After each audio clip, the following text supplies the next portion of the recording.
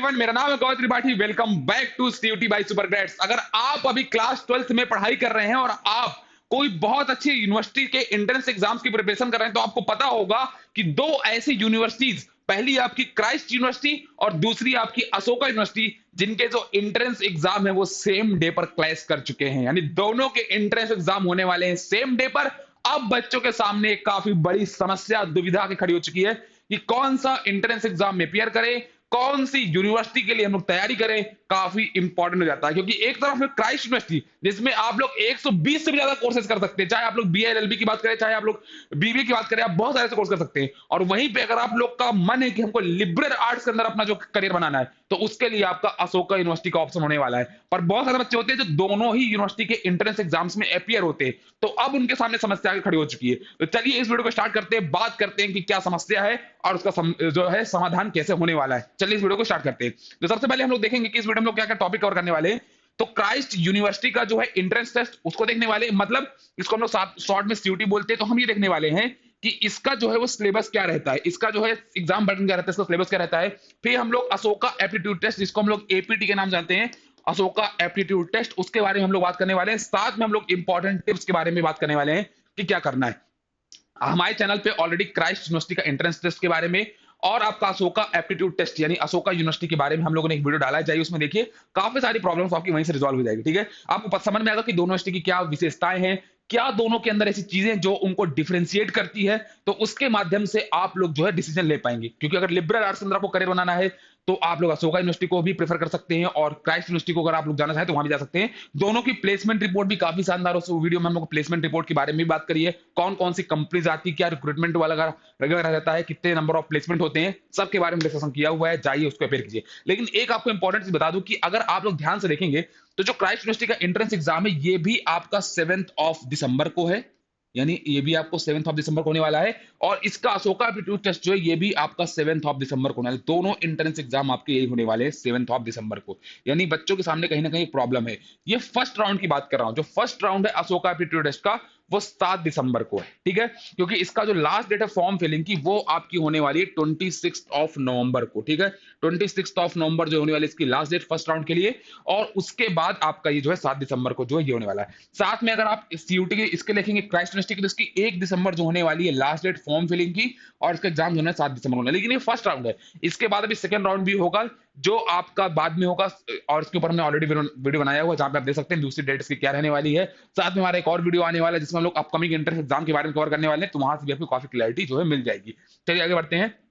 तो सबसे पहले अगर हम लोग क्राइस्ट यूनिवर्सिटी एंट्रेंस टेस्ट यानी सीयूटी के एग्जाम पैटर्न की अगर हम बात करेंगे, तो यहां पर ये जो इस एग्जाम की ड्यूरेशन होती है वो 120 मिनट होती है। इसका मतलब ये है कि आप लोगों को टोटल जो है वो 120 मिनट्स जो है वो दिए जाते हैं इस एग्जाम को अटेम्प्ट करने के लिए। आपके पास 120 मिनट की जो है समय सीमा मिलती है आपको। अगर आप साथ में और देखेंगे इस एग्जाम के बारे में, तो आप लोग पाएंगे कि there are a total of 120 questions, यानी 120 मिनट तो आपको मिल रहे हैं इस एग्जाम को अटेम्प्ट करने के लिए। साथ में आपको टोटल नंबर ऑफ क्वेश्चंस भी आपको कितने मिल रहे हैं, 120 ही मिलने वाले हैं।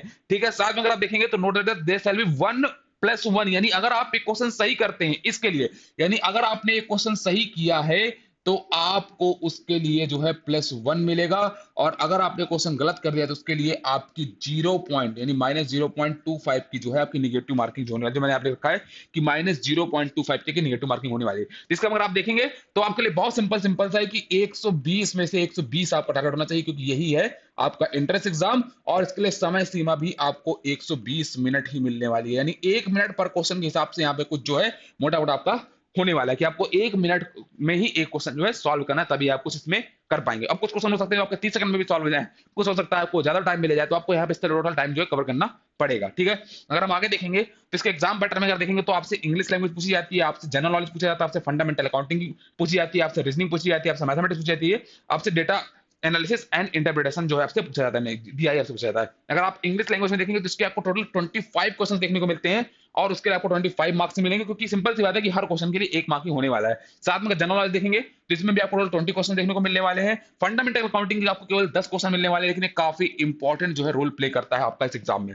अगर आप रीजनिंग देखेंगे तो इसमें भी आपके 25 क्वेश्चन टोटल मिलने वाले हैं, और आप मैथमेटिक्स देखेंगे तो इसमें आपके 20 क्वेश्चन मिलने वाले हैं, और साथ में आपका जो डीआई है इसके आपको 20 टोटल क्वेश्चन देखने को मिलने वाले हैं। तो इस तरह आपको कुछ एग्जाम पैटर्न होने वाला है। इस तरीके से आप जो है इस एग्जाम की जो है प्रिपरेशन बहुत अच्छे लेवल पे कर सकते हैं। अगर हम आगे बढ़ेंगे, अशोका एप्टीट्यूड टेस्ट की अगर हम बात करेंगे तो इसके लिए आप लोगों को जो है 90 मिनट मिलने वाले इस एग्जाम के लिए, यानी वहां पे आपको 120 मिनट मिल रहे थे, बट इस एग्जाम की ड्यूरेशन जो है वो आपकी 90 मिनट्स होने वाली है, यानी आपको 90 मिनट में ये जो है एग्जाम जो है वो प्रिपेयर करना है। साथ में अगर आप देखेंगे तो टोटल आपको 40 एमसीक्यू क्वेश्चंस मिलने वाले हैं, वहां पे आपको 120 क्वेश्चन ही मिलने वाले, लेकिन यहाँ पे इस 90 मिनट में आप लोग को जो है 40 क्वेश्चन ही देखने को मिलने वाले हैं। टोटल 40 क्वेश्चन जो है आपको सॉल्व करने होंगे, तो आपके लिए थोड़ा सा यहाँ पे रिलैक्सेशन तो होने वाला है, यानी थोड़ा सा आपकी स्पीड यहाँ पे उतनी मैटर नहीं करने वाली। मैटर ऑल्दो यहाँ पे स्पीड मैटर करेगी, बट उतनी स्पीड मैटर नहीं करेगी जितनी आपकी क्राइस्ट यूनिवर्सिटी इंट्रेंस टेस्ट के लिए आपकी मैटर करने वाली है। साथ में अगर आप देखेंगे तो आपको यहाँ पे कोई भी निगेटिव मार्किंग नहीं होती, यानी इसके लिए नो निगेटिव मार्किंग जो है वो आपकी होने वाली है, यानी आपको नो निगेटिव मार्क है, यानी आपको आपको कोई भी जो है निगेटिव मार्किंग नहीं मिलने वाली अगर आप क्वेश्चन गलत कर देते हैं, यानी आप पूरे में से पूरे क्वेश्चन चाहें तो भी अटेम्प्ट यहाँ पे कर सकते हैं। साथ में आप देखेंगे तो इसके दो मेनली सेक्शंस हैं, पहला आपसे प्रॉब्लम सॉल्विंग और दूसरा क्रिटिकल थिंकिंग। तो इन दोनों पर ही आपके टोटल क्वेश्चंस जो है पूछे जाते हैं, प्रॉब्लम सॉल्विंग पे और क्रिटिकल थिंकिंग पे आपका पूरा एग्जाम पैटर्न जो है बेस है। अगर आप देखेंगे तो द टेस्ट टॉपिक्स आर, अगर आप देखेंगे प्रॉब्लम सॉल्विंग के अंदर सबसे पहला जिसका सेक्शन होता है उसमें अगर आप देखेंगे तो आपको यहाँ पे अर्थमेटिक के लिखने वाले हैं, और अर्थमेटिक के अंदर आपको वही ratio and proportion, percentage, profit and loss, simple interest, compound interest, time and work, और क्या आपका बोलते हैं time spend and distance, averages, mixture alligation, आपको यही अर्थमेटिक के अंदर जो है दिखने वाला है। प्रॉब्लम ऑन एजेस, ऐसे आपको जो है चैप्टर्स यहाँ पे देखने को मिलने वाले हैं। अगर आप बेसिक एल्जेब्रा देखेंगे यहाँ पे तो आपको वही थोड़ा बहुत बेसिक एल्जेब्रा की आइडेंटिटी वगैरह के, आपको एक्सपोनेंट्स के क्वेश्चंस आपको देखने को मिलेंगे,